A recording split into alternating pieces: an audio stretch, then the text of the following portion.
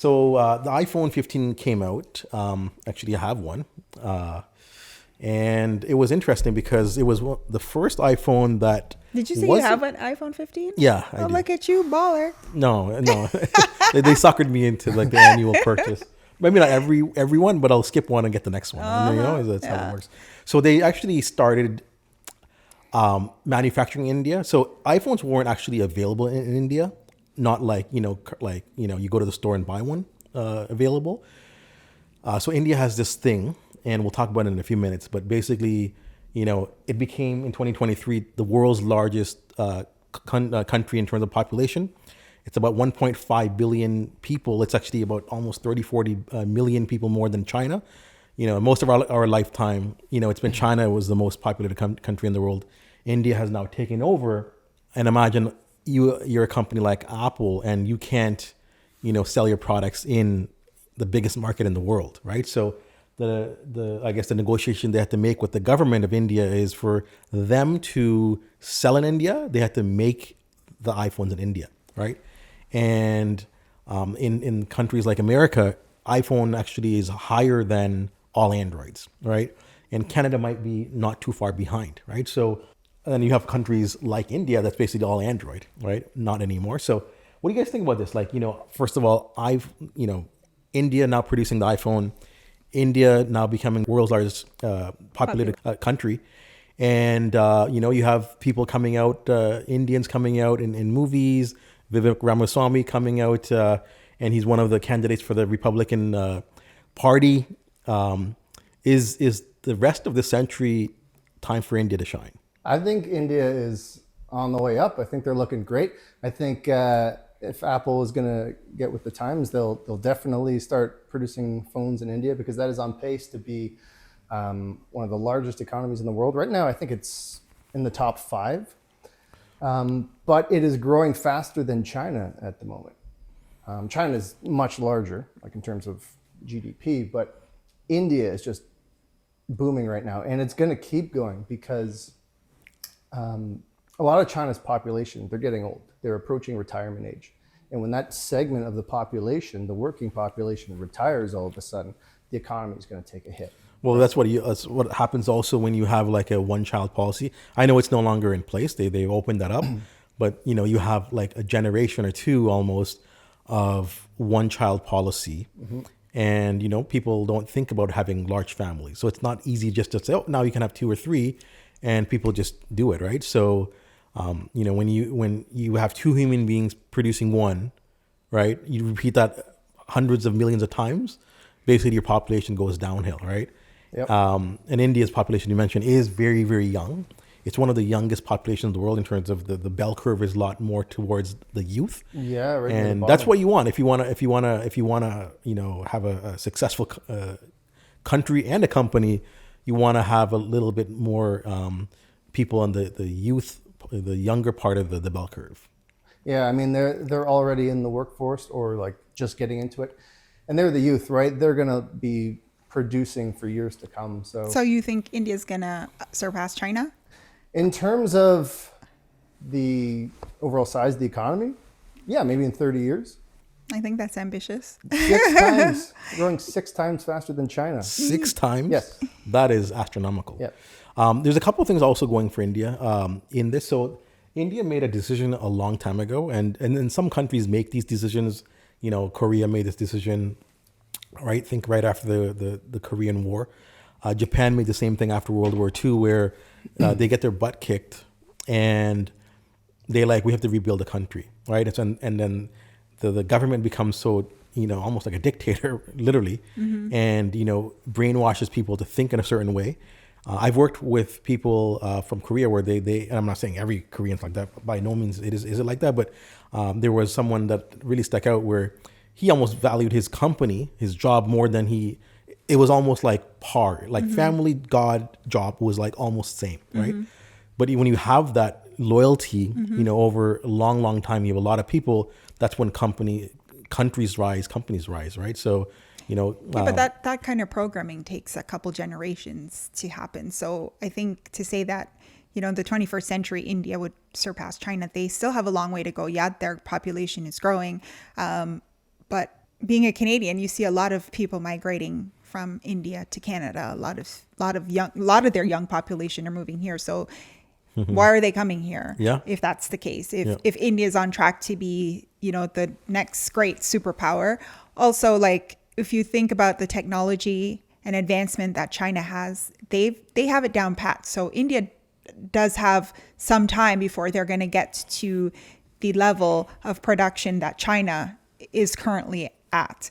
And also, if you look at their army, like, China has probably one of the, I don't know if it's bigger than Russia, but China has a huge army, lots of weapons. India doesn't have that. So I don't think that India will be in the 21st century, competing with China or on the same par. Maybe in a couple generations, because it takes about 2 generations for things to change. But I just don't see that happening. We're going to find out. They're going to do it. And we're going to make a bet. And in 30 years...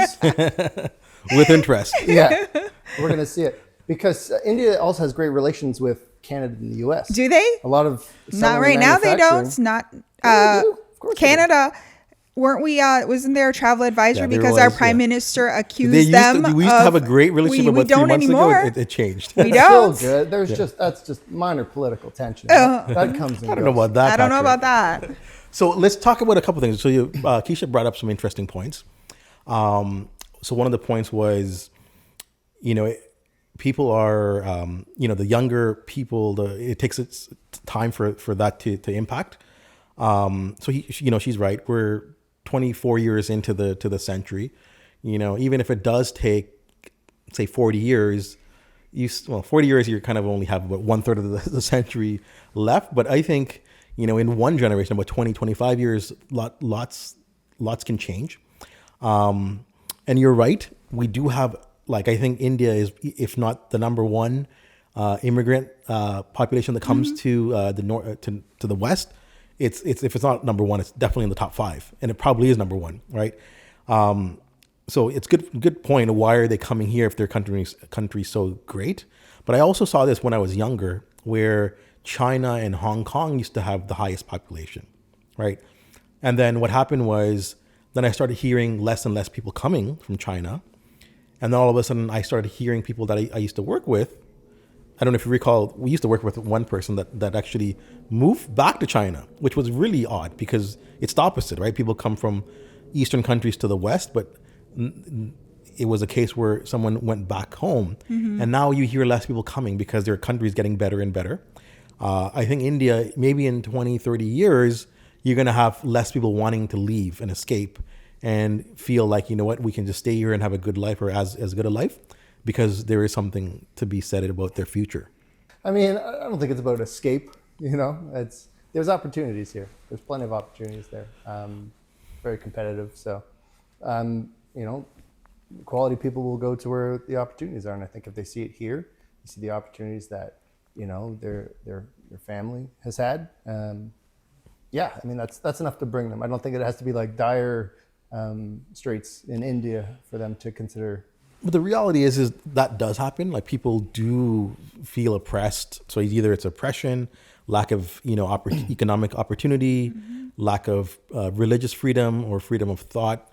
Those things push people, from one country. So I'm not saying that everyone flees. I think they're happy there, but they might have a bit better opportunity in America or in Canada or Australia or the UK or other countries. But I think some people, it's almost like a mission. How the heck do we get out of this country? And, me growing up and being born in Bangladesh, it was the culture. Like, how the heck do you get out of this country, right? Is it changing now? Not really, probably got even worse, right? But I think maybe in the next 10 or 15 years, maybe people will start thinking like, it's not so bad here, right? So one last thing I want to mention in this topic is something interesting happened in India. So I was mentioning a little bit about Korea and Japan, where they really, devoted on rebuilding their country, and then, companies like Samsungs and LGs and the Hyundais and the Kias, and then obviously Japan has the Sonys and the Toyotas, Hondas. Those companies rebuilt that country, right? And it offered the rest of the world their products. India made a really unique kind of decision where, when people were having phones and having cars, they didn't allow, for a while, they didn't allow anyone to import stuff. So they forced their people to say, hey, if you want cars, you have to build it yourself, right? So the company Tata, right? There was a small little crappy car that, it was their only game in town, but Tata became so big, and they actually acquired, I believe, Range Rover, right? So it's funny because, the story was the British, taking over India. Now it was one of the iconic moments in Indian history where an Indian company was acquiring British companies, right? So, but they made a decision a while ago where they forced people to make products themselves. You want a phone? Make your own. Mm-hmm. Don't get Samsung in here. Now it's changed a little bit, and you are allowed to bring phones from other countries and cars and everything else, but it's heavily taxed. So a car that costs $10,000 in Canada or America would be like $50,000 in India, right? I was there 7-8 years, or not in India, but in Bangladesh. And it was like a 10-year-old Toyota RAV4. And a 10-year-old Toyota RAV4 here is like $5,000. They had it for like $55,000. I'm like, what? Right? So that's what they do. They make you kind of forced to build stuff. And I think that's one of the reasons why they're starting to rebuild, right? They're inspiring people to be, innovative, creative, build your own. If you can't have it, build your own. I think that does bring some. So are they positive. looking to be like their own island, their own self-sufficient economy where they don't need to depend on other countries? Because when I think of something manufactured in Japan, right or wrong, or something manufactured in Korea, I think South Korea, I think quality. Yes. When I think something manufactured in China, I think cheap labor. Right. So which route is India going to go? Are they going to be known as the new China, where you can get something mass produced for cheap labor? Or are they trying to go the route of Japan, where it's going to be known for the quality? Because I will pay more for a car coming out of Japan because I know they have a reputation of innovation and technology than I would for a car out of China. Great point. I don't know. I guess it's we'll see how that unfolds. There was a person that I heard about that was trying to pass a government law where they wanted to force 70-hour work weeks in India.